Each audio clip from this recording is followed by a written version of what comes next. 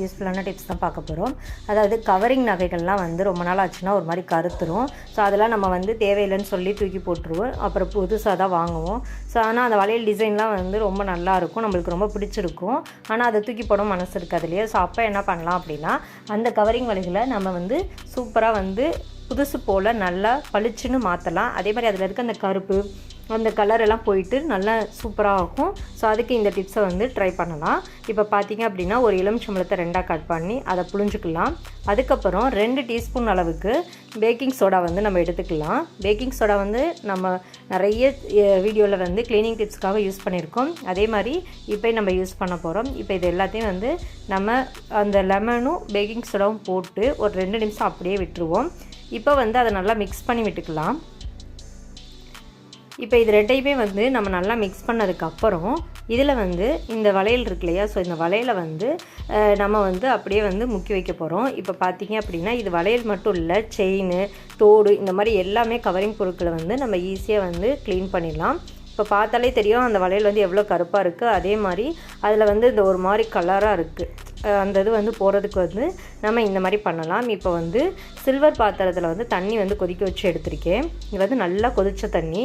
இப்போ பார்த்தீங்கன்னா இதை வந்து இந்த பிளாஸ்டிக் இதில் ஊற்ற முடியாதுக்காக நான் இப்போ மறுபடியும் வந்து அதை மாற்றிக்கிறேன். இப்போ அந்த வளையல் எடுத்து அதில் ஊற்றிட்டு வளையல் எடுத்து அதில் போட்டுட்டு இப்போ இதை வந்து அதில் ஊற்றிடலாம். ஸோ இப்படியே வந்து ஒரு 5 நிமிஷம் வந்து நம்ம அதில் விட்டுருவோம். ஏன்னா அப்போ தான் அது நல்லா ஊறி போய் அதோட அழுக்கு எல்லாமே வந்து வெளியில் வரும். இப்போ இது கூட நம்ம என்ன பண்ணலாம் அப்படின்னா, நம்ம ஏற்கனவே வந்து கட் பண்ணி வச்சு இந்த லெமனை வந்து நம்ம புழிஞ்சு விட்டோம் இல்லையா? ஸோ இப்போ அதோட தொலியையுமே இதில் ஆட் பண்ணிக்கலாம். ஏன்னா அந்த தொலியில் வந்து நிறைய இருக்குது. அது வந்து ரொம்பவே க்ளீனிங் பர்பஸ்க்கு ரொம்ப ஹெல்ப் பண்ணும். ஸோ அதே மாதிரி நல்லா அதை வச்சு வந்து நம்ம தேய்ச்சி விட்டோம்னா ரொம்பவே நல்லா பளிச்சுன்னு வரும். இப்போ கொஞ்சம் கொஞ்சமாக ஒவ்வொரு டிப்ஸாக நம்ம பண்ணும்போது வளையல் பார்த்திங்கன்னா வந்து அந்தளவுக்கு வந்து பளிச்சுன்னு ஆகும். இப்போ நீங்கள் வீடியோவில் வந்து இப்போ பார்த்துட்ருக்கீங்க இல்லையா? ஸோ இதே மாதிரியே வந்து அந்த லெமனை வந்து எடுத்து அந்த வளையலை வச்சு நம்ம நல்லா தேய்ச்சி விட்டுக்கலாம். ஸோ இந்த மாதிரி தேய்க்கும்போது அதில் இருக்க அந்த கலர் இருக்கு இல்லையா? ஸோ அது வந்து அப்படியே போயிடும். அது கூட 2-3 வளையல் சேர்த்து போட்டோம் இல்லையா? ஸோ அதையும் வந்து அப்படியே நம்ம தேய்ச்சி விட்டுக்கலாம். இந்த மாதிரி லெமன் வச்சு நம்ம தேய்ச்சி விடும்போது அது வந்து ரொம்பவே நல்லா க்ளீன் ஆகும். அப்படி லெமன் தொலி இல்லை வேணாம் அப்படின்னு நினச்சிங்கன்னா நீங்கள் ப்ரெஷ் இருக்கு இல்லையா? ஸோ நார்மலாக நம்ம ப்ரெஷ் க்ளீனிங் பர்பஸ்க்கு யூஸ் பண்ணுவோம்ல, அதை வச்சு அந்த பேக்கிங் சோடா வச்சு அப்படியே நல்லா தேய்ச்சி விட்டுக்கோங்க. அப்போயும் வந்து நல்லா க்ளீன் ஆகும். இப்போ பார்த்தீங்கனாலே தெரியும் உங்களுக்கு, நான் காமிக்கிறேன் பாருங்கள் எந்த அளவுக்கு வந்து இந்த 2 இது பண்ணும்போதே எந்த அளவுக்கு நல்லா க்ளீனாக இருக்குன்னுட்டு. ஸோ இப்போ நல்லா நம்ம தேய்ச்சி விட்டு எடுத்துக்கலாம்.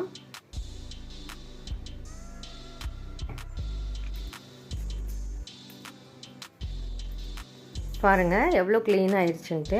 ஸோ அதுக்கடுத்து இப்போ நம்ம என்ன பண்ணலாம் அப்படின்னு பார்த்தீங்க அப்படின்னா, நம்ம நல்லா தேய்ச்சி விட்டதுக்கப்புறம் இதை நல்லா நம்ம வந்து வெறும் தண்ணியில் வந்து வாஷ் பண்ணி எடுத்துக்கலாம்.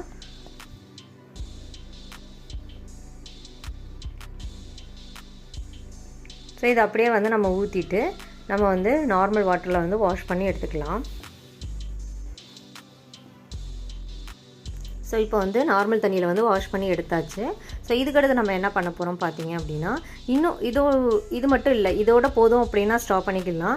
இல்லை இன்னும் எனக்கு நல்லா பளபளன்னு வேணும் அப்படின்னு நம்மனா அடுத்து நம்ம ஸ்டெப் பார்த்தீங்க அப்படின்னா, நம்ம வந்து நார்மலாக வந்து இந்த பித்தளை பாத்திரம் விளக்குறதுக்கு, வெள்ளிச்சம்மா விளக்குறதுக்குலாம் வந்து ஒரு பவுட்ரு வச்சுருப்போம் இல்லையா? பீதாம்பரி பவுட்ரு. ஸோ அந்த பவுட்ரை வந்து நம்ம இதுக்கு யூஸ் பண்ணி நம்ம க்ளீன் பண்ணலாம். இதே மாதிரி மறுபடியும் வந்து நல்லா தண்ணி கொதிக்க வச்சு அதை எடுத்துக்கலாம். இந்த பீதாம்பரி பவுட்ரு பார்த்தீங்கன்னா சில்வர் இதெல்லாம் வந்து ரொம்பவே நல்லா க்ளீன் பண்ணும்.